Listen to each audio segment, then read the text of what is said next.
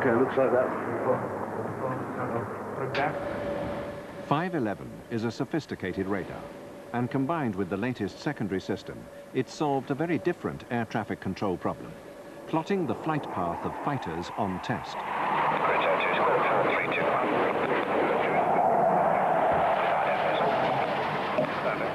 Mike India, left hand 080. Left hand 080, Mike India. Grid 02, roger. Continue on track and how can we close it?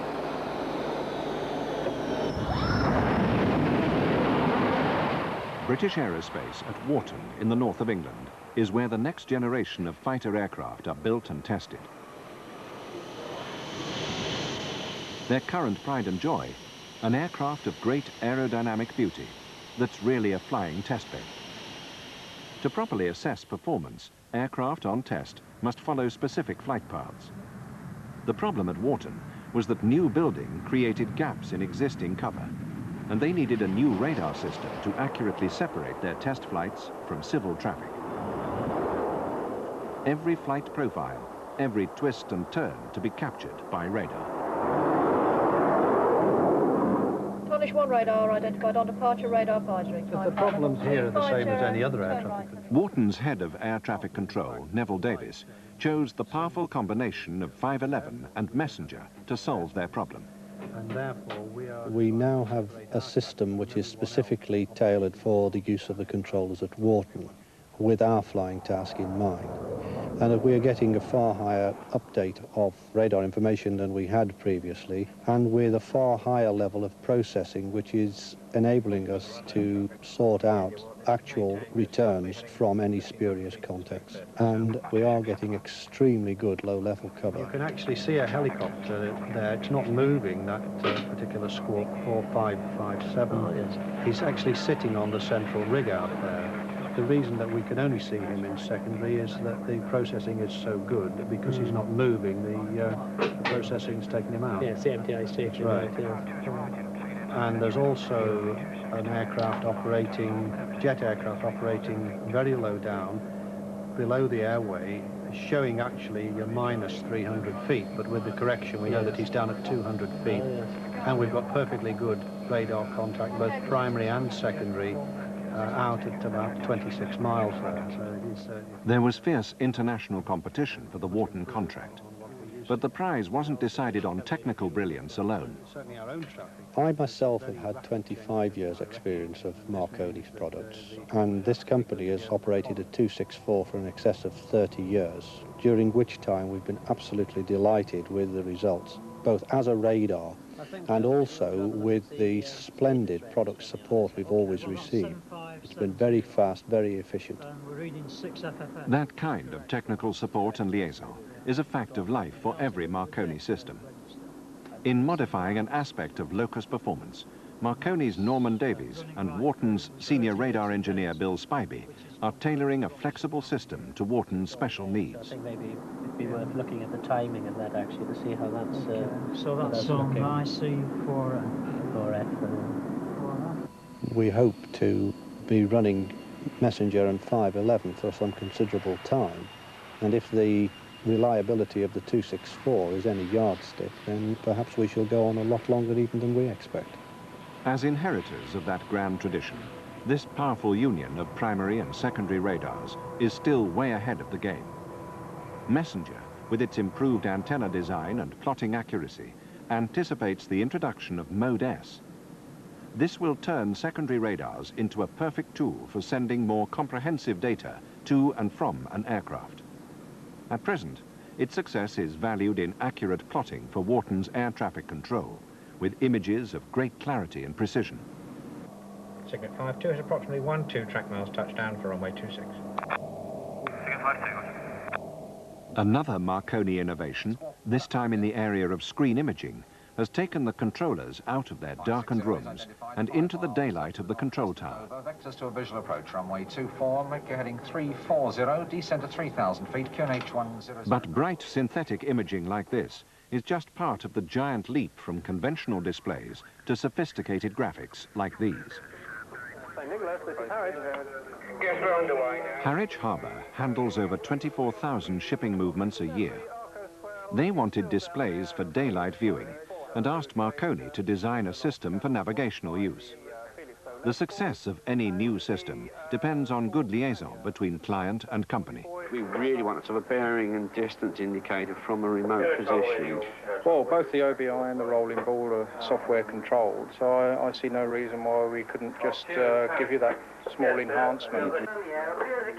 Working together, they had the satisfaction of seeing a system evolve that fully matched expectations. The system they chose offers the choice of synthetic or raw radar displays. From Parkeston Quay, on the way down, and inwards we have two vessels. Labeling and prediction are fast and clear, as are other functions like continuous bearing updates between ships. She's coming in, just entered the main channel, going up to Parkeston. Like all Marconi systems, modular design offers flexibility. So when Harwich wanted to upgrade its conventional direction finding, it was just a case of reprogramming a chip on an existing board to give them instant VHF bearings in vision, instead of tedious manual plotting. Computer-generated graphics have proved ideal for harbour watching, but they're just as relevant to any control situation where graphic displays can positively enhance a controller's vision and performance. And the technology exists now. This is a new system designed for air traffic control, but with refinements never dreamed of in conventional systems. So how about the second PPI window? Because that's another feature which the customer wants to use. He wants to position it in the approaches to his sector. To open the window, you place the cursor inside the icon and click the mouse button. And there you can see we've got this second PPI window.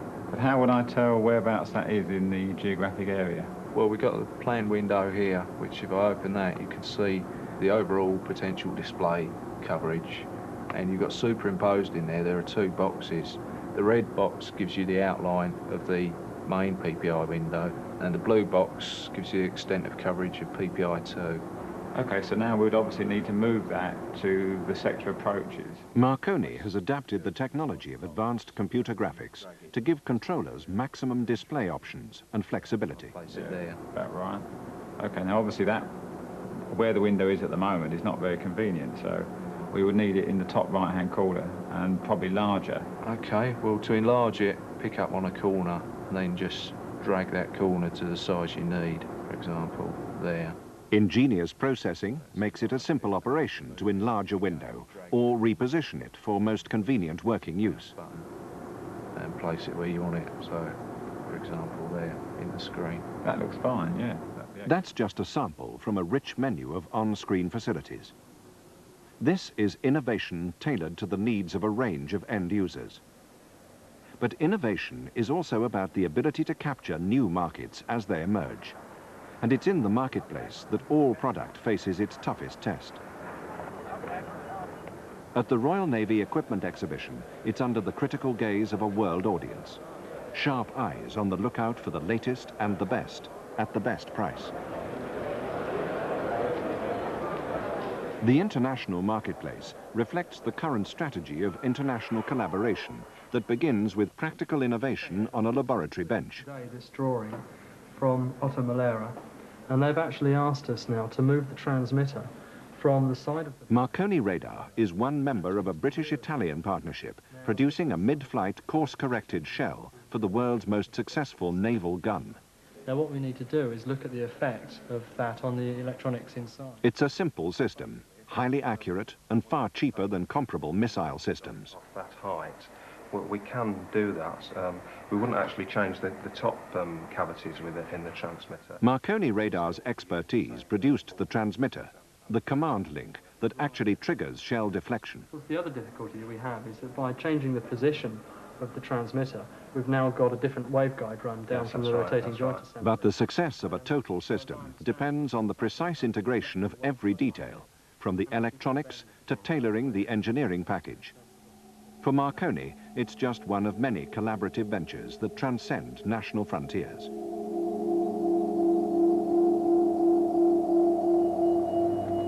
At the Navy show, the company was keen to show off its versatility with a range of lightweight systems purpose-built for small ships.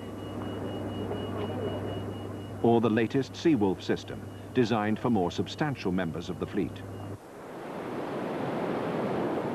The Royal Navy's Type 22 is one of the world's most advanced warships and packed with new technology. Marconi's project teams work with the Navy from a ship's earliest construction stage, testing and retesting for system reliability. Right, beacon 1. Elevation. Okay. If you keep an eye on the scope, the trace moves off the scope. So I'll adjust the cord. There can be no room for error in a system that must always be in a state of perfect readiness for what everyone hopes will never happen. This is the P-Way. An enemy missile-armed aircraft has been detected. Air raid warning red. MD P-Way. Put both SeaWolf safe fire switches to fire. Select single shot. Roger. Safe fire switches to fire. Select single shot. All positions air raid warning red.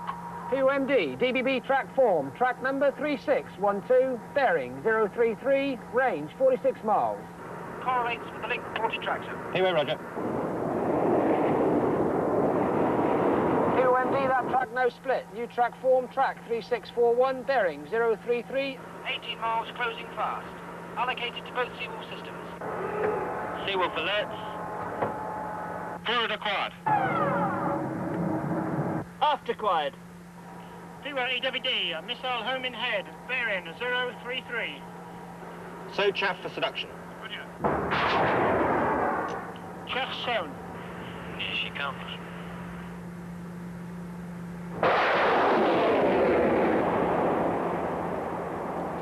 Missile one gathered.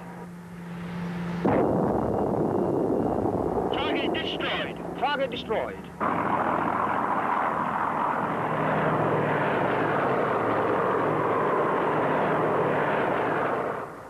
Radar was conceived as a means of detecting what had formerly been invisible targets.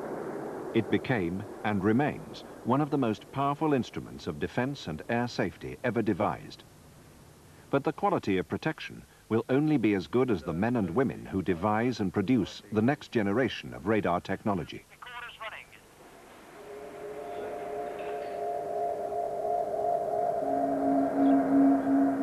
50 years after making the first operational radars for defense in war, the innovators are using their enlarged understanding of microelectronics to change the whole concept of conventional radars. These simple prototypes give little idea of the extraordinary developments they represent for the future. There will be radars with enormous processing power at their disposal. Phased array radars, so streamlined that they will wrap around structures. Radars that will no longer need to revolve. The technology to create radars with multiple steerable beams exists now. All-round surveillance from a single system. But with beams electronically steered at such speed that they can track hundreds of targets simultaneously in any direction. The same processing technology is at the heart of the latest innovation. Using simple aerials like these, Marconi radar has made it possible to see beyond the curve of the Earth. By harnessing basic principles of electromagnetic radiation to advanced signal processing, they can already transmit and receive pictures like these, captured from the surface of the sea. A 400-kilometer eye view. A crucial overview for defense. Radar vision, beyond the limits of the horizon.